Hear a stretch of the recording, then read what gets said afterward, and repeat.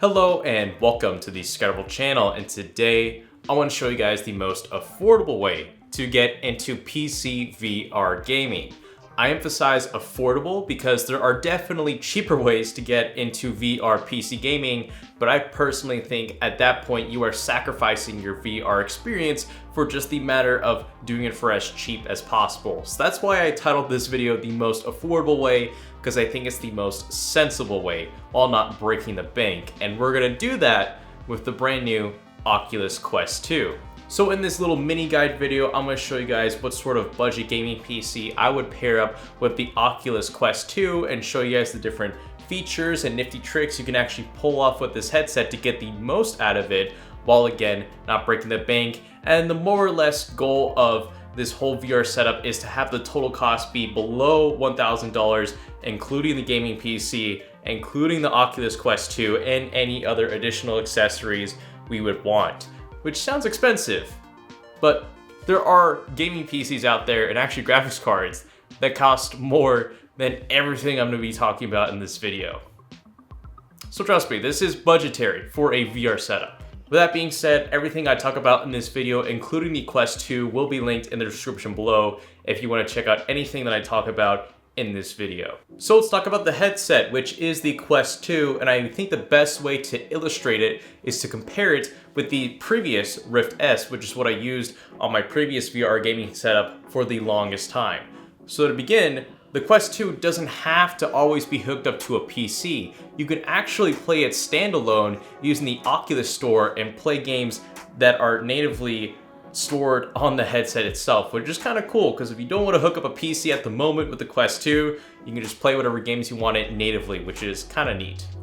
Of course, the performance natively on the headset isn't going to be the same as hooking it up with a PC, but that's just a nice feature to have since with the Rift S you could only use it with your PC. Also, you get redesigned touch controllers, and in my personal opinion, all I really noticed is that they were just thicker and meatier. And with the original Rift S controllers, they were just a little bit thinner. So I guess just a little bit of an ergonomic design change, which I'll welcome with a cheaper headset. Now for the display, there's actually a little bit of a difference because the original Rift S just had a single panel, whereas with the new Quest 2, there are two individual panels for each eye, which should yield a higher pixel density. So the overall image should be better and that screen door effect should be even more minimal versus the Rift S. Now, as far as pricing goes, you can either get the Quest 2 with 64 gigabytes of onboard storage for about $300, or get that but with 256 gigabytes of onboard storage for $400. And if you wanted to actually hook up the headset to your PC, like with an Oculus Link cable, that could cost you $80, but there are other third-party cable options that'll be anywhere from like $20 to $50, which are cheaper, but I haven't personally tested and haven't seen any personal reviews for, so don't take my word on that. But yes, you can hook up the Oculus Quest 2 to your PC with a wire.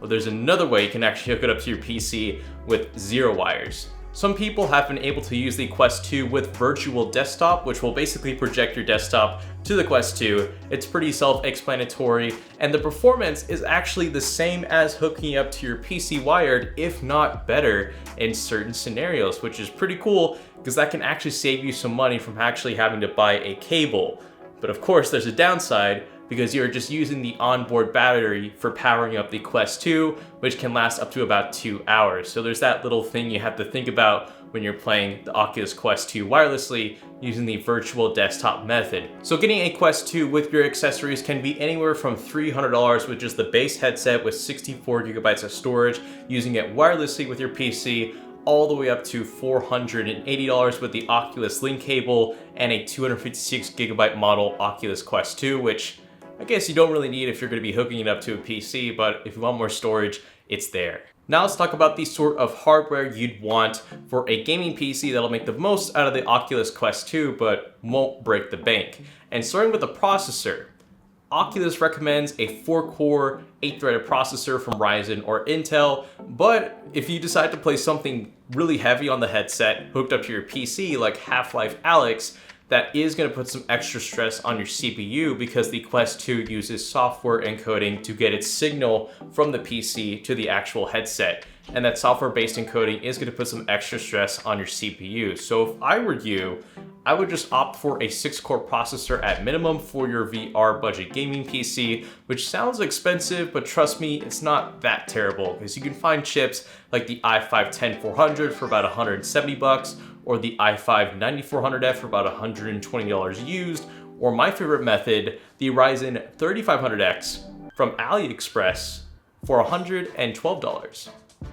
which sounds kind of good. Then for the graphics card, previously Oculus recommends the 1060 or an RX 580, but I'm just gonna go ahead and say, thanks to Half-Life Alyx, you should at least get a 5500 XT 8GB graphics card or a 1660 Super. However, I totally get how difficult it is right now to get a graphics card, so I'd say if you can get a 5500 XT, since that's the lesser of the two in terms of